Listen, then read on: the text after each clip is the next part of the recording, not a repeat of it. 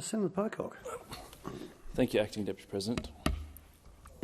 As an independent senator for the ACT, my job is to listen to my community, come into this place and act in their best interests. Recently, I sent a letter to ACT households asking what issues are most important to them and how I can better represent their interests. Nearly 1,000 Canberrans responded to my request for input with thoughtful, insightful and informed feedback. I'd like to thank each and every person who took the time to reach out and help me better understand what Canberrans care about and how I can best represent your interests. A number of key issues for ACT residents emerged that I want to take time to share with the chamber. First, in what comes as no surprise, is the cost of living, which looms large in the lives of many Canberrans. Stephanie from Nichols asked, why do politicians think Canberra residents are immune to cost of living? It's a good question, and I certainly try and talk about this a lot.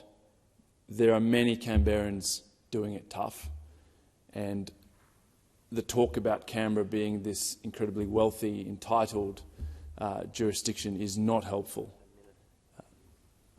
Judith from Stirling tells me that the cost of insurance has gone up $250, or nearly 50%. Adrian from Everett tells me that his parents are good, hard-working people who are both recently retired. They have done well for themselves, and my concern is that in retirement they might have to sell their home because of ever-rising rates and utilities costs. At the heart of the cost of living crisis is a housing affordability crisis. Claire from Wright is concerned that young people are being locked out of the market. She says that she has given up on owning her own home. Many others are feeling the pinch of increasing healthcare costs. Caroline from Canberra says there is a huge shortage of emergency and residential mental health options in Canberra. Just getting an appointment with a psychiatrist can take more than 12 months. Lisa, also from Canberra, says, my husband needs his cataracts done, but the large premium we pay each month impacts on his ability to pay the gap fee while he's off work, while he recovers.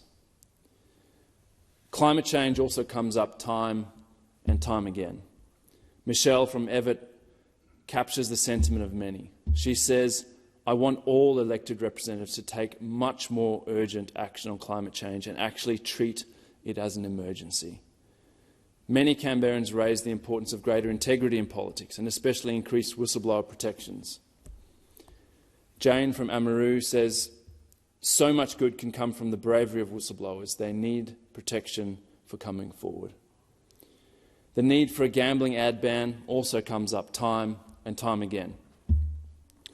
Osmond from Duffy tells me, sports betting advertising has to be stopped. My children, aged 12 and 9, can recite the sports bet ads off by heart. It is just not right. But the overwhelming sentiment from ACT residents is that the Territory cannot be left behind any longer. We deserve more investment and great opportunities from the federal government. Many other issues are raised regularly: the need for investment in education, science and research, better support for small businesses, household electrification, environmental law reform, funding for domestic and family violence, electoral law reform. The list goes on.